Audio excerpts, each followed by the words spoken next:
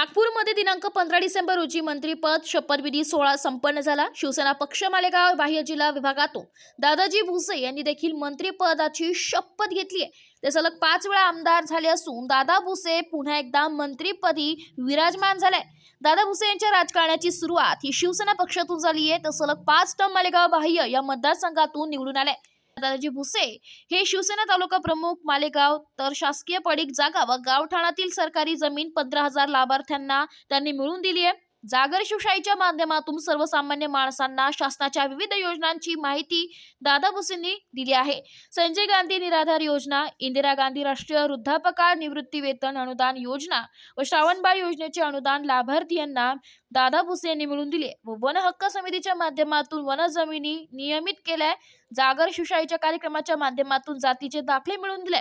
2004 ते 2009, 2009 ते 2014, 2014 ते 2019, 2019 ते 2024 महाराष्ट्र विधानसभा सदस्य आणि जानेवारी 2020 ते जुलै 2022 मध्ये मंत्री, 5 डिसेंबर 2019 ते नोव्हेंबर 2024 मध्ये मंत्री पदाचा त्यांनी पदभार सांभाळलेला आहे।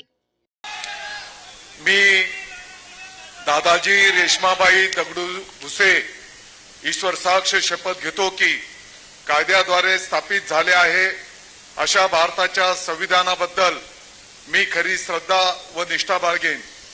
मी भारताची सार्वभौमत्व व एकात्मता उन्नत राखीन। मी महाराष्ट्र राज्याचा मंत्री म्हणून माझी कामे निष्ठापूर्वक व सचक विवेक बुद्धीने पार पाडीन आणि संविधान व कायदा यानुसार सर्व तऱ्हेच्या लोकांना मी निर्भयपणे व निष्पक्षपातीपणे तसेच कोणाच्याही विषयी ममत्व भाव किंवा आकस न बाळगता न्याय वागणूक देईन।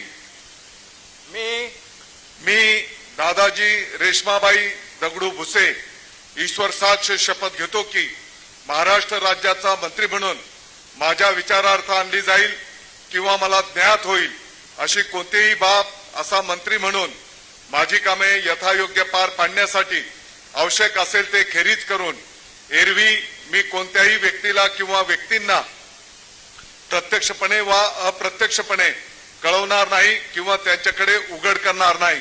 जय हिंद, जय महाराष्ट्र। एबी न्यूज साठी प्रतिनिधी विवेक कडवे, नागपूर।